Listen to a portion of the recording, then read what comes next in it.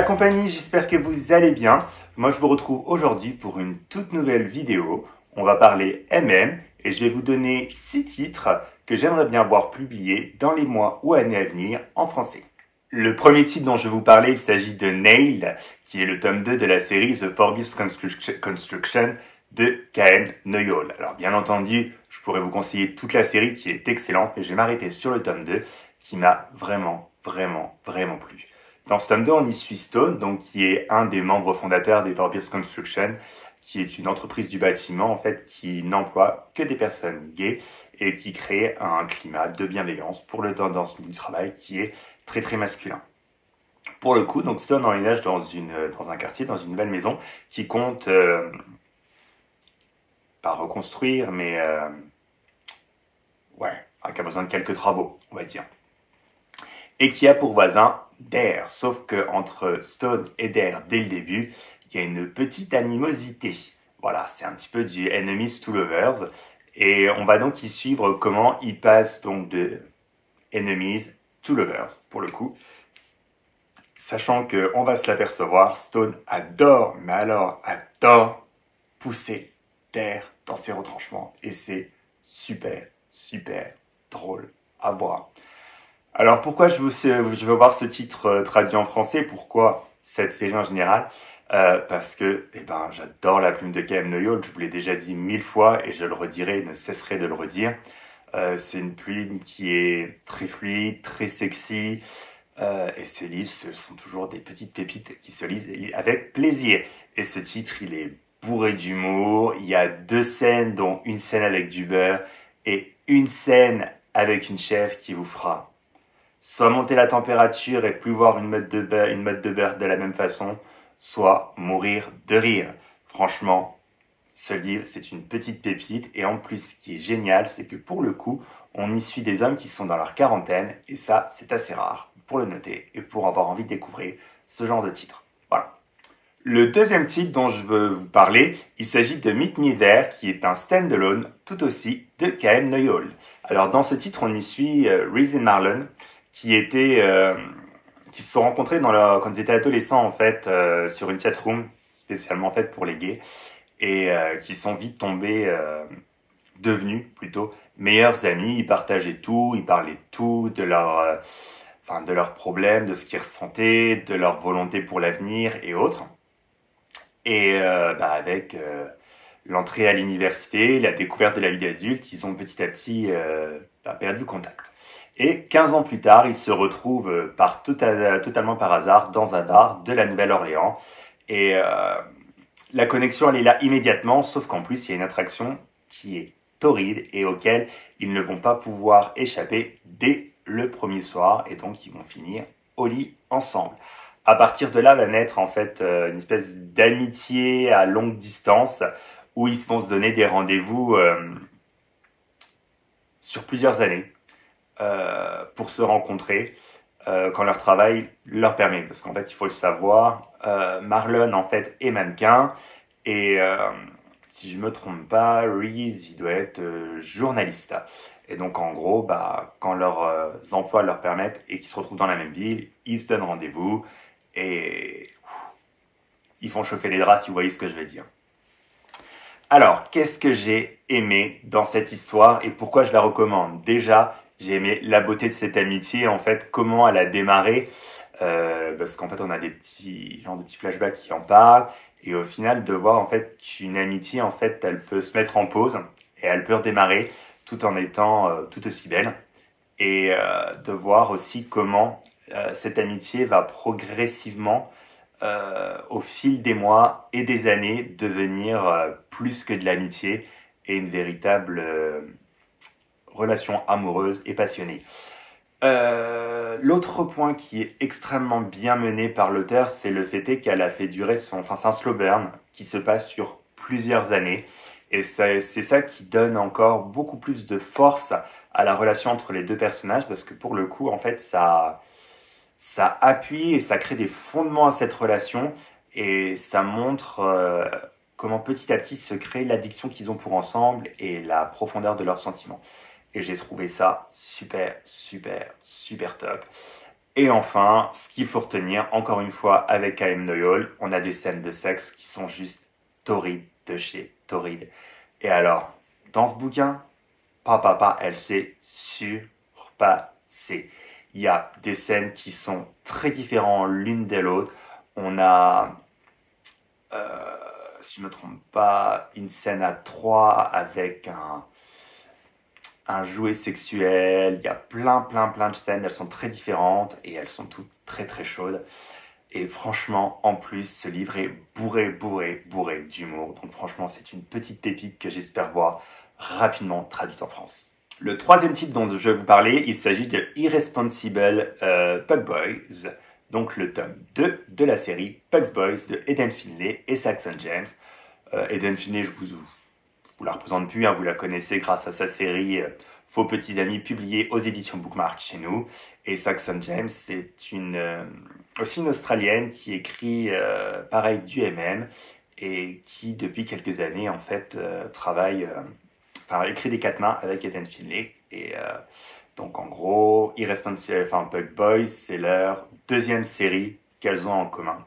Donc voilà, et je vais vous parler un petit peu plus du tome 2.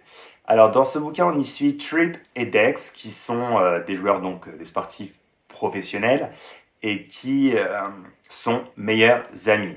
Donc il faut savoir que Trip est gay, Dex est hétéro. Et l'autre point à noter, c'est que Trip est éperdument amoureux de Dex à un point, c'est pas possible, et Dex fuit l'engagement comme pas possible. Et un soir, alors que la petite amie de Dex va lui mettre un ultimatum, ils vont un peu passer une soirée un peu arrosée, et il va s'en suivre que Dex va proposer à Trip de simuler un mariage, vu qu'ils sont à Las Vegas, en se disant, si on n'envoie pas les papiers, ce sera pour de faux. Sauf que malheureusement, ils vont vite découvrir que, justement, s'ils n'envoient pas les papiers, que ça devient pour de vrai. Donc, il y a cette partie-là. Et donc ça reste en stand-by, si je peux dire, de côté. Et en même temps, les amis de Trip et Dex, surtout de Trip, vont en fait tout mettre en place pour essayer de séparer un peu Trip et Dex et de les sortir surtout de sortir Trip de cette relation et de l'aider à passer à autre chose. Ils vont donc partir un week-end pour passer du temps dans un chalet et normalement sans Dex, sauf qu'à la dernière minute, Dex débarque. Et donc pour contrer ça, on va avoir Oscar qui va décider de jouer le faux petit ami de Trip. Sauf que pour le coup, ça va faire tout le contraire de ce qui était prévu. Ça va déclencher une, excusez-moi du terme, putain de crise de jalousie de Dex qui ne va pas le supporter et qui va dévoiler le mariage, le tout, le ceci, et qui va récupérer son Trip. Et à partir de là, va remettre en cause et va réfléchir à la nature même de ses sentiments qu'il a pour Trip. Et donc voilà. Donc, le résumé était un petit peu long, je m'excuserai. Qu'est-ce que j'ai aimé? J'ai aimé tellement de choses avec ce bouquin. J'ai aimé la nature, la puissance des sentiments qu'il y a entre Trip et Dex. J'ai trouvé leur amitié certes toxique, mais tellement belle. Et franchement, ça dépasse tout en fait. C'est une évidence entre ces deux-là. Et j'ai aimé de voir le côté un peu naïf, un peu niais de Dex, qui réalise pas tout ce qu'il fait, tous les actes qu'il a envers Trip, qui réalise pas les sentiments qu'il a que Trip a pour lui, et surtout il voit rien. Il est juste Trip, c'est l'élément central de sa vie et c'est tout quoi. Et à partir de là, le reste, qu'importe quoi. Et voilà, donc c'était sympa à voir. J'ai aimé voir comment il remet en question la nature de ses sentiments pour Trip sans pour autant en faire des caisses quoi. Il s'aperçoit juste que Trip c'est un élément majeur de sa vie, c'est sa personne et puis c'est tout quoi. Il n'y a pas de drama, il n'y a pas 40 000 effusion de oh mon Dieu, oh mon Dieu, oh mon Dieu, je suis gay, je suis gay, je suis gay, finalement non mais je suis hétéro, nanana. Non, il n'y a pas 40 000 questionnements, il est juste amoureux de Trip et il le réalise. Et puis franchement, bah, c'est super bien écrit. Eden et Saxon ont deux plumes qui se coordonnent magnifiquement bien, elles écrivent magnifiquement bien. On n'arrive pas à décerner qui de Eden ou qui de Saxon écrivent, et ce qui est pour moi le point positif et ce qui fait un bon quatre mains. On a des scènes de sexe qui sont pimentées à souhait. On a un bouquin qui est plein de tendresse, qui est plein d'amour. Puis on a juste une histoire d'amour magnifique, et rien que pour ça, parce qu'on n'a pas assez de Eden encore, et on n'a pas du tout de Saxon James en France, c'est qu'on a besoin de plus de ces deux auteurs. Et rien que pour ça, je conseille ce tome. Et en plus, il introduit le personnage de Oscar, qu'on verra donc dans le tome 3 avec Lane, et qui est pour le coup mon deuxième tome préféré de cette série. Voilà. Le quatrième titre dont je veux vous parler, il s'agit de Show Me, le tome 3 de la série Extracurricular Activities de Neb Wilder. Donc il faut le savoir, c'est une série qui a commencé à être publiée chez Juno Publishing, qui pour le moment n'a sorti que le tome 1, et ça date il y a quand même 2 ans il me semble, donc j'espère pour vous que les éditions de Juno vont se bouger un peu et publier le tome 2 et surtout le tome 3 dont je vais vous parler, qui j'ai eu vraiment un coup de cœur pour ce titre. On y suit Jess qui a la fâcheuse habitude d'avoir des coups de cœur pour tous les mecs qu'il rencontre. Et pour le coup, il finit toujours dans la friend zone, donc il va jamais plus loin. Et il faut savoir qu'il vit en colocation avec 4 colocataires, dont le très beau, très musclé, très sportif, et de prime abord, très hétéro, Sam. Donc en fait, ils vont commencer à nouer une certaine amitié jusqu'à ce que Sam lui demande de l'aide pour un projet un petit peu, comment dire, pas très safe, enfin pas très, ouais, pas très safe, pas très SFW, je crois qu'on dit en anglais, ouais, pas très tout public, quoi. Et surtout pour lui ramener un petit peu de cash, et c'est un projet qui va faire réaliser à Jess que Sam n'est pas si hétéro que ça, car en fait, c'est surtout que toute cette histoire peut être résumée en une ligne, ou comment on réalise que son colocataire est une star sur OnlyFans. Voilà, alors, qu'est-ce que j'en ai à dire? C'est chaud, chaud, chaud, chaud, chaud.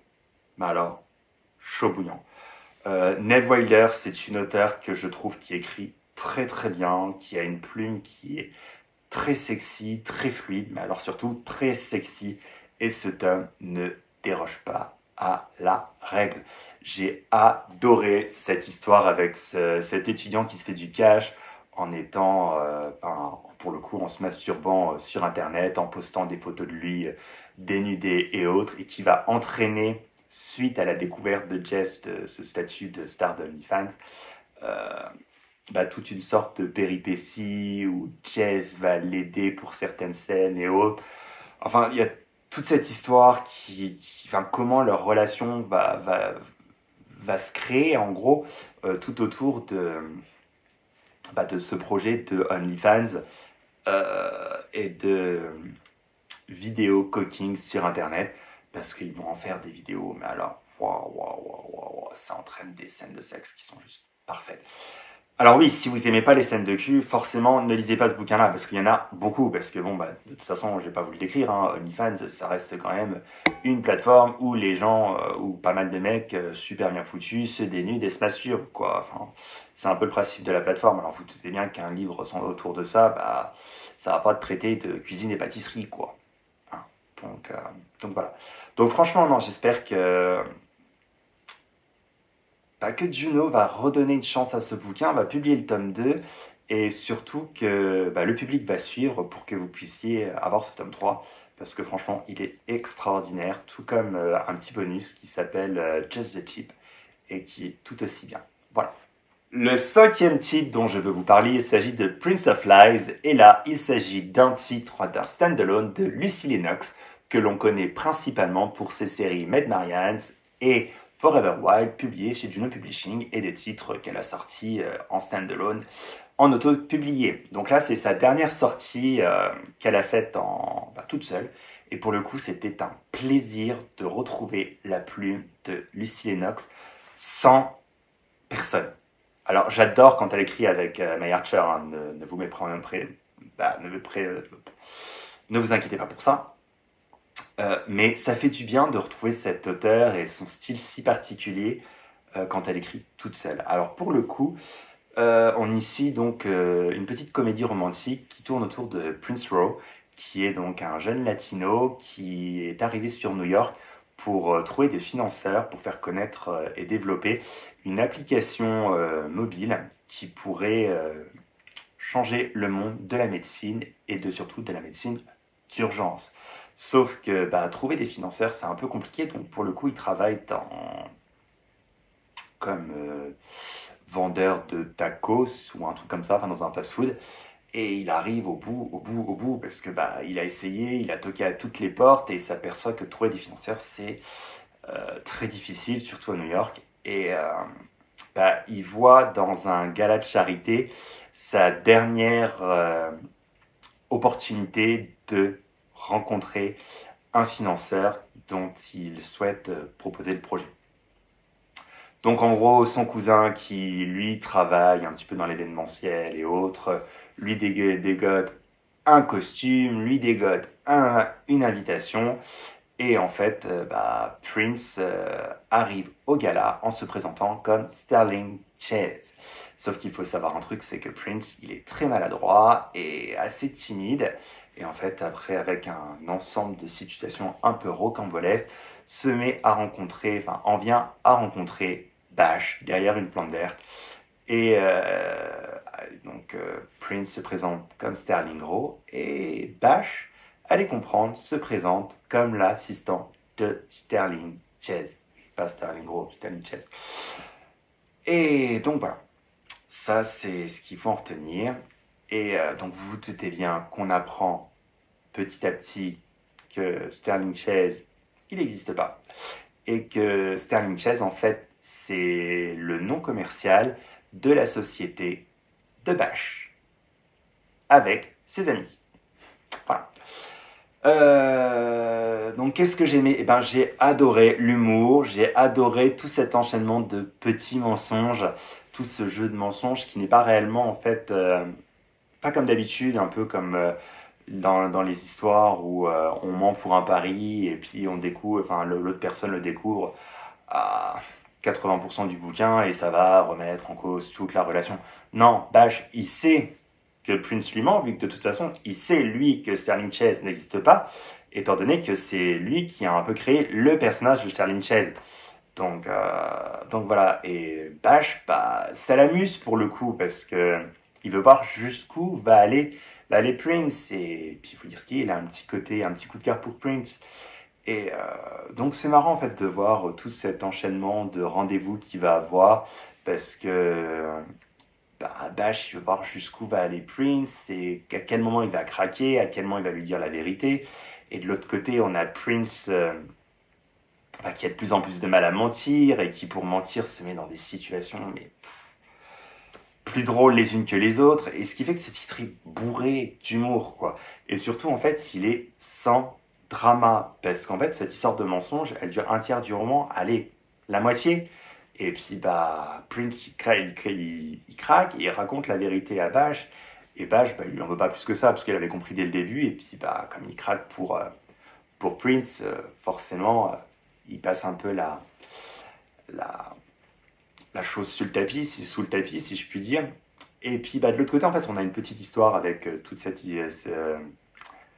une histoire de fond avec cette application, avec l'entreprise de Bash et autres, qui va entraîner des situations et va entraîner plein de petites choses qui vont donner la suite du roman et qui vont approfondir les liens entre Prince et entre Bash. Donc franchement, ce titre, c'est une bouchée de fraîcheur, c'est du sans drama, c'est du Lucy Lennox comme on l'aime. Sauf que bah il n'y a pas de petite ville où tout le monde est gay. Là, c'est juste une bande de potes qui est totalement gay. Franchement, c'était du pur plaisir. Je l'ai lu d'une traite. Et au final, mon seul regret en fermant ce bouquin, c'était de me dire que pourquoi c'est un stand-alone? Il y a tellement de matière dans ce bouquin en créant une série complète, parce que bah, tous les personnages, tous les amis de Bash prennent de l'importance dans le roman, et Lucy Lennox les a vraiment pas laissés au second plan. En fait, elle leur a vraiment donné une véritable âme et une véritable importance dans le récit, ce qui fait qu'on veut en savoir plus sur eux. Et ouais, c'est juste dommage. Mais à côté de ça, ça reste un Lucy Lennox vraiment comme on aime, et un Lucy Lennox surtout comme j'aime, et que j'avais pas eu depuis pas mal de temps. Donc, parce que dernièrement, elle avait écrit pas mal de séries avec May Archer. Et donc, bah, c'était un plaisir de retrouver ce bouquin, et j'espère qu'elle le traduira en autopublication très rapidement. Mais bon, vu au rythme où elle publie ses autopubliés, j'ai pas de doute que ça va arriver dans les mois ou d'ici un an, maximum 2. Voilà. Le dernier livre dont je veux vous parler, il s'agit de The Romantic, le tome 2 de la série The Verse Podcast de Riley Hart. Je peux pas vous conseiller toute la série pour le moment, parce que je n'ai lu que le tome 2. Et là, je vais bientôt lire le tome 3. Mais pour le coup, en fait, comme j'ai eu un coup de cœur quasiment sur ce bouquin, je lui avais mis 4 étoiles, bah, je me suis dit que il serait bon qu'il soit traduit, parce que je suis sûr que ça pourrait plaire à beaucoup de personnes, surtout que je crois qu'il y a beaucoup de gens qui aiment Riley Hart ici. J'en avais parlé dans mon bilan lecture du mois de mars 2023, il me semble. Je vous mets la vidéo dans le petit point i là-bas. Et je vais juste vous refaire un petit speech. Donc on y suit Parker et Elliot. Parker, c'est donc le grand romantique de la bande d'amis qui a créé le podcast. Il rêve de son happy ever after, de mariage, du grand amour. Sauf que bah, il le trouve pas. Il enchaîne je vais pas dire les conquêtes, mais les rendez-vous qui ne mènent à rien. Et puis il est un petit peu déçu, surtout que bah, un de ses meilleurs amis vient lui de trouver l'amour.